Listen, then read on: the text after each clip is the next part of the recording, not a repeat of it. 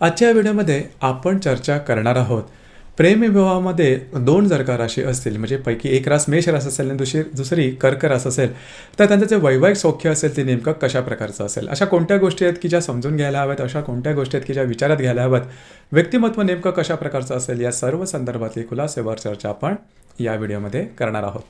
तर मेष राशीबद्दल सांगायचं झालं तर कालपुरुषाच्या पत्रिकेमध्ये प्रथम स्थानात येणारी रास आहे मंगळ. या राशीचा स्वामी आहे पुरुष रास आहे. या राशीचं जे तत्व आहे ते अग्नितत्व आहे आणि चर अशा प्रकारची ही रास आहे. या राशीमध्ये पहिली सगळ्यात महत्त्वाची गोष्ट जाणवणारी ती म्हणजे त्यांची अधीरता. या राशीला सगळ्या गोष्टी अगदी पटापट झटपट करता यायला हव्यात.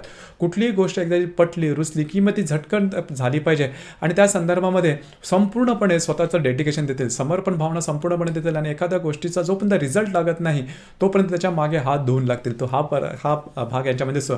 परंतु डिसिजन पॉवर ही एवढी जोरदार असते आणि जास्त आणि लगेच असते की त्यामुळे भाव म्हणजे थोडासा विचार हा थोडासा बौद्धिक विचार हा थोडासा कमी पडतो. त्यामुळे आधी कृती आणि मग विचार असा तसा साधारण त्यांचा स्वभाव असतो आणि कधी कधी या स्वभावामुळे त्यांना थोडासा त्रासही सहन करावा लागतो. परंतु मोठ्या प्रमाणात सांगायचं झालं तर डेडिकेशन खूप चांगलं असतं, हार्डवर्किंग खूप चांगलं असतं, मेहनतीपणा, ॲम्बिशियस नेचर आणि एक गोल ओरिएंटेशन वगैरे चांगलं असतं. म्हणजे एखाद्या ठिकाणी आपल्याला जायचं आहे त्यासाठी काय करायचं या संदर्भातल्या गोष्टींच्या म्हणजे येणं केणं प्रकारे आपल्याला यश मिळालं पाहिजे अशा संदर्भातले साधारण यांच्यामध्ये तो जो भाव असतो तो दिसून येतो. दुसरी गोष्ट म्हणजे मगाशी सांगितल्याप्रमाणे अधीरता कमी असते. थांबणं, वाट बघणं हा प्रकार किंवा विचार करत बसणं हा प्रकार या राशीमध्ये अजिबात नसतो. म्हणजे एकंदरीत त्यांच्या खाण्यापिण्याच्या बाबतीत किंवा राहणीमानाच्या बाबतीत सुद्धा तुम्हाला हा प्रकार दिसून येतो. राहणीमानाच्या बाबतीत सुद्धा साधारण फॅशनचं वगैरे करतात, परंतु फॅशनचा जो सेन्स असतो तो तसा दिसून येत नाही. परंतु फॅशन वगैरे किंवा मोकळा विचार हा यांच्यामध्ये खूप चांगल्या प्रकारे दिसून येतो. म्हणजे जे काय असेल ते सरळ सरळ असायला हवं, मोकळं असायला हवं, ट्रान्सपरंट किंवा पारदर्शक असायला हवं असा साधारण यांचा स्वभाव असतो. म्हणजे जे काय यांच्या मनात असतं तेच त्यांच्या ओठांवर असतं. म्हणजे आपल्याला एखादी गोष्ट समोरच्याकडून हवी असेल तर त्याकरता बरीचशी साखर पेरणी करायची असा प्रकार कित्येक राशीमध्ये दिसून येतो. परंतु तो भाग या राशीमध्ये दिसून येत नाही, जी की चांगली आणि महत्त्वपूर्ण गोष्ट आहे. परंतु होतं काय म्हणजे या राशीला समजणं सोपं तसं सोपं आहे, परंतु या राशीच्या अशा प्रकारच्या स्वभाव की त्यांची वाणी ती थोडी तिखट असते. त्यामुळे त्यांच्यावर इंटरॅक्ट करणं थोडंसं कठीण होऊन बसतं आणि वाणी ही तशी अगदी नेमकी आणि विषयाला धरून असणारी किंवा कधी कधी बोचरी सुद्धा असते. त्याच्यामुळे होतं काय की वैयक्तिक नातेसंबंध जपणं किंवा करणं थोडंसं कठीण होऊन बसतं. परंतु ह्यांना जर का समजून घेतलं तर त्यांच्याशी इंटरॅक्ट करणं हे बरंचसं सोपं जातं. प्रत्येक गोष्टीमध्ये कॉम्पिटिशन करणं, चॅलेंज देणं यांना आवडतं आणि प्रत्येक गोष्टीमध्ये पुढे राहायला आवडतं. म्हणजे प्रत्येक गोष्टीमध्ये आपण पुढे असायला हवं, नंबर 1 वरती असायला हवं असा त्यांचा नेहमी अट्टाहास असतो आणि त्यानुसार त्यांचे प्रयत्नसुद्धा असतात. त्याच्यामुळे त्यांच्यामध्ये फिजिकल स्ट्रेंथ ज्याला आपण म्हणतो ही सर्वात जास्त असते आणि त्याच्यामुळेच मायेचं म्हणा, प्रेमाचं म्हणा किंवा बौद्धिकता ही त्या मनाने तेव्हा दिसून येत नाही, ही गोष्ट असते.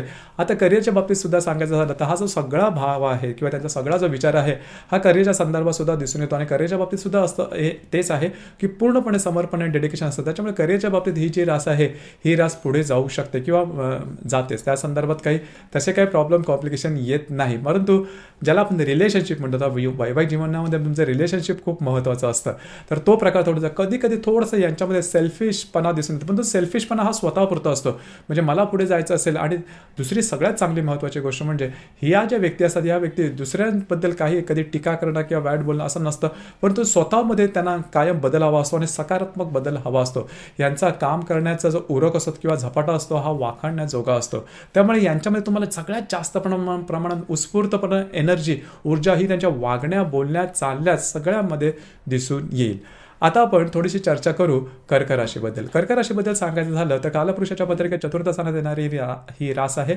या राशीचा जो स्वामी आहे तो चंद्र आहे, स्त्री रास आहे. या राशीचं जे तत्व आहे ते जलतत्व आहे आणि चर अशा प्रकारची रास आहे. लक्षात घ्या या राशीचं पहिली सगळ्यात महत्त्वाची गोष्ट म्हणजे भावना विवशता ही या राशीमध्ये दिसून येते. भावनिक रास आहे. यांच्या चेहऱ्यावरून यांच्या मनातला भाव तुम्ही सहजपणे ओळखू शकता.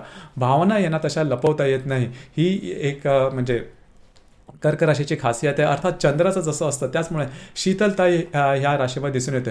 म्हणजे जे अग्नितत्व किंवा जे धैर्य, चिकाटी, महत्त्वाची जी गोष्ट मेष राशीमध्ये दिसते ती गोष्ट यांच्यामध्ये दिसून येत नाही. अर्थात त्या गुणांचा आविर्भाव यांच्यामध्ये दिसून येतो, पण त्याचं जे एक्सपोजर असतं ते थोडंसं वेगळं असतं, ते थोडंसं शीतलतेकडे जाणारं असतं. यांना बोलायला खूप आवडतं आणि खास करून नातेसंबंधामध्ये गुरफटणारी रास आहे, माणुसकी जपणारे रास आहे. माणसाला माणसाविषयी वाटणारे दुःख किंवा आनंद हे जाणणारी ही रास आहे. ह्यांना दुःख जाणवतात, लक्षात घ्या. ही गोष्ट थोडीशी महत्त्वाची आहे. आणि दुसरी महत्त्वाची गोष्ट म्हणजे ही जी रास आहे, ही रास घरच्यांची बरीचशी अटॅच असते. म्हणजे घरच्यांशी यांचं अटॅचमेंट हे बरंचसं असतं. म्हणजे घरातल्या प्रत्येक व्यक्तीचं खाणं पिणं काय आहे, त्यांच्या सवयी काय आहे, त्याची दृष्टी काय आहे, कुठल्या गोष्टीमध्ये ते आनंद राहतात, कुठलं दुःख वगैरे, या सगळ्या गोष्टी यांना चांगल्या ठाऊक असतात. त्याच्यामध्ये घरामध्ये रमणारी, फॅमिलीमध्ये रमणारी अशी ही रास आहे. अर्थात ही जरा सुद्धा मेहनती आहे. घरातलं काम किंवा बाहेरचं काम दोन्ही कामं करायला आवडतात. करिअरच्या बाबतीमध्ये सुद्धा ही जी रास आहे ती तशी सिलेक्टिव्ह नसते. म्हणजे एखादं करिअर जर का निवडायचं असेल तर त्या मलाच आवडेलच असं करिअर असं नसतं. फक्त त्याच्यातून काही इन्कम झाला पाहिजे अशा प्रकारचा काही त्यांचा अट्टास असतो किंवा अशा प्रकारची त्यांची अपेक्षा असते आणि ती गैर अजिबात नसते. दुसरी महत्त्वाची गोष्ट म्हणजे घरातल्या माणसांना जपणारी अशी ही रास आहे. थोडीशी प्रॅक्टिकल आहे. पैशाला महत्त्व देणारी, पैशाला महत्त्व देणारी, याचा अर्थ असा नाही की स्वार्थी. पैशाला महत्त्व म्हणजे पैसे कुठे, कधी, कसे खर्च झाले पाहिजेत, कसे जपले पाहिजेत, कसे राखले पाहिजेत, कशा प्रकारची इन्व्हेस्टमेंट त्याची झाली पाहिजे, ही गोष्ट याच्यामध्ये दिसून येते. एखादी गोष्ट घ्यायची तर ती घेण्यासाठी ज्याला आपण व्हॅल्यू फॉर मनी म्हणतो तो प्रकार यांच्यामध्ये खास दिसून येतो. म्हणजे एखादी गोष्ट घ्यायची असेल तर ती 10 दुकानामध्ये फिरतील आणि कुठे या गोष्टी स्वस्त मिळतील किंवा कशा प्रकारे मिळतील या संदर्भात विचार करूनच एखादी गोष्ट विकत घेतील. हा प्रकार मेष राशीमध्ये दिसून येत नाही. मेष राशीला एखादी गोष्ट घ्यायची असेल तर ती आत्ता आवडते, त्याचा दूरगामी उपयोग किती आहे याच्यापेक्षा ते आत्ता आपल्याला आवडते म्हणून ते घेऊन मोकळी हो, अशा प्रकारच्या काही भावना ही किंवा अशा प्रकारचा स्वभाव साधारण मेष राशीच्या व्यक्तींमध्ये दिसून येतो किंवा मेष राशीमध्ये दिसून येतो. आता कर्क राशीमध्ये तसा भाव नसतो. दुसरी महत्त्वाची गोष्ट म्हणजे कर्क जी रास आहे, किती काही झालं तरी दुसऱ्याला समजून घेणं, म्हणजे आपल्या खास करून वैवाहिक जोडीदाराला समजून घेणं, या संदर्भात यांचा नंबर खूप वरचा आहे. आणि किती काय झालं तरी वैवाहिक नातेसंबंध आहेत हे तोडण्याकडे त्यांचा तसा भाव नसतो किंवा त्यांचं तसं गोष्ट नसते की वैवाहिक जे नातेसंबंध आहेत, जे काही जुळलेले आहेत प्रेमविवाहाच्या माध्यमातून, ते तसेच राहायला हवे, ते आणखीन वृद्धिंगत झाले पाहिजेत, अशा प्रकारच्या काही गोष्टी असतात. आणि मेष राशीचे जे वाणी आहे किंवा बोलणं आहे त्याच्यावर कधीतरी ते दुखावले जातात. आता मेष आणि कर्क राशी या दोन्ही राशी समजा प्रेमविवाहामध्ये असतील तर पहिली महत्त्वाची गोष्ट म्हणजे त्यांना आर्थिक बाबतीत तसे काय प्रॉब्लेम कॉम्प्लिकेशन येणार नाही. जरी मेष राशीचा स्वभाव थोडासा उधळा म्हणा किंवा थोडासा बिंदास्त म्हणजे पैशाच्या बाबतीत म्हणा असला तरी पण कर्क जी रास आहे ही बरेचसं त्या संदर्भात काटेकोरपणे वागणारी रास आहे. त्याच्यामुळे जपून ठेवणं किंवा इन्व्हेस्टमेंट करणं हे कर्क राशीला खूप चांगलं जमतं. त्याच्यामुळे आर्थिक आणि दोन्ही ज्या राशी आहेत त्या दोन्ही राशी मेहनती आहेत आणि पैशाच्या संदर्भात विचार करणारे आहेत आणि त्या संदर्भामध्ये आर्थिक बाबतीत असा काय प्रॉब्लेम येणार नाही. रिलेशनशिपच्या बाबतीमध्ये आता सांगितल्याप्रमाणे थोडंसं जी मेष रास आहे यांचं बोलणं हे थोडंसं ॲरोगंट असतं, थोडासा बिंदास्तपणा ज्याला आपण म्हणतो, ॲरोगन्सी, बिंदास्तपणा हा थोडासा जाणवतो की जो कर्क राशीला पसंत नसतो आणि तो त्यांच्या विचारांच्या पलीकडे असतो. म्हणजे एखादा व्यक्ती एवढा कसा बिंदास्त राहू शकतो किंवा एवढा कसा स्वतःच्या संदर्भात ॲरोगन्सी तो दाखवू शकतो, असा प्रश्न कधी कधी कर्क राशीला पडून जातो. तर हा भाग असतो. अर्थात हे प्रत्येकाचं व्यक्तिमत्व हे थोडंसं वेगवेगळं असतं. दुसरी महत्त्वाची गोष्ट म्हणजे राहणीमान. म्हणजे प्रत्येक गोष्टीमध्ये थोडंसं जी कर्करास असते ही कर्करास आधी आपल्या घराला महत्त्व देणारी आहे आणि भावनेला महत्त्व देणारी आहे. बऱ्याच वेळेला मेष राशीला कर्क राशीचं दुःख किंवा त्यांच्या डोळ्यातले अश्रू हे दिसतही नाही अशी तक्रार कर्क राशीची कायमच असते. तर साधारण मेष राशीच्या बाबतीत तो भावनिकपणा किंवा त्यांचं मत असं असतं की एखादं दुःख, एखादे त्रास झाला तर त्याच्यावरती काय करायचं याचा विचार करायचा. एखाद्या भावनेमध्ये किंवा एखाद्या दुःखामध्ये गुरफटून न जाता त्याच्यातून बाहेर पडून पुढे कसं जायचं याचा संदर्भातला विचार महत्त्वाचा असतो. आणि तो विचार जो असतो कर्क राशीला कळत काय, कर्क राशी बऱ्याच वेळा भावुक असतं.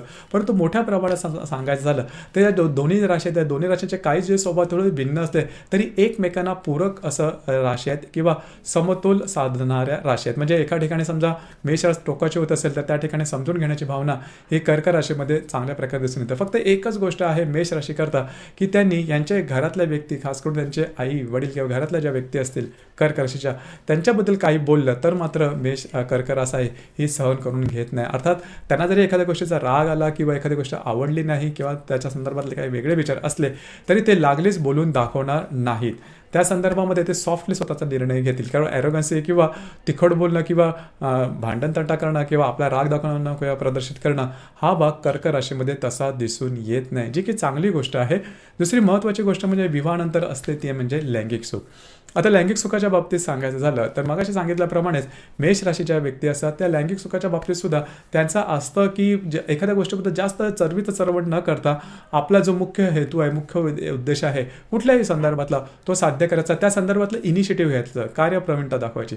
तर तोच प्रकार साधारणतः लैंगिक सुखामध्ये सुद्धा दिसतो. कर्क राशीच्या बाबतीत तसा नसतं. कर्क रास ही लैंगिक सुखाला सुद्धा भावनेशी त्यांनी जोडलेलं असतं आणि भावनिक होऊन हळूहळू म्हणजे त्या गोष्टीचा अनुभव घ्यावा किंवा त्या गोष्टीचा आनंद घ्यावा असं त्यांचं मत असं कर्क राशीचं. परंतु हा जो भाग आहे हा मेष राशीच्या व्यक्तींना तसा जमत नाही किंवा त्याच्याकडून तो तसा होत नाही आणि त्यामुळे थोडंसं ज्याला आपण लैंगिक सुख असतं त्यामध्ये सुद्धा थोडाफार त्यांचा कॉन्फिडन्स दिसून येतो. अर्थात फक्त आणि फक्त लैंगिक सुखामुळे त्यांच्या वैवाहिक जीवनातील प्रॉब्लेम कॉम्प्लिकेशन येईल असं मात्र अजिबात नाही. कारण याही बाबतीमध्ये कर्क जी रास आहे ॲडजस्ट करणारी आहे किंवा समजून घेणारी आहे. ही जी गोष्ट असते ही गोष्ट साधारण दिसून येते. लक्षात घ्या, मेष जी रास आहे ही संपूर्ण पुरुषाची रास आहे आणि कर्क जी रास आहे ही संपूर्ण स्त्री किंवा संपूर्ण गृहिणीची रास आहे.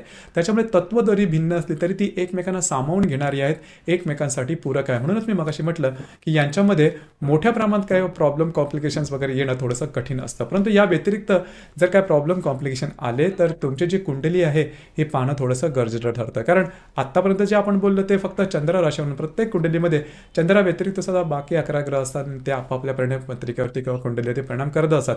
मग हे परिणाम किंवा काय आहेत कुठले आहेत ते तुमची पत्रिका बघून त्या संदर्भामध्ये मार्गदर्शन करता येईल.